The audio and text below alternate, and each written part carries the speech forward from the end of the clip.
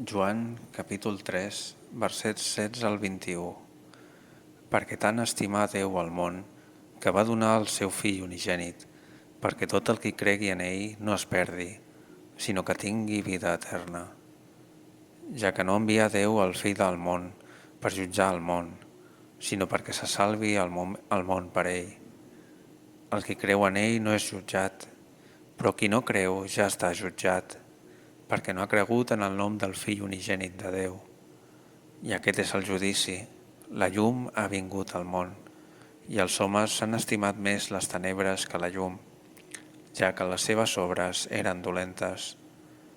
Perquè tot el qui fa el mal avorreix la llum, i no ve a la llum, per tal que no siguin descobertes les seves obres. Però el qui fa la veritat ve a la llum, perquè es manifestin les seves obres, que en Déu han estat fetes.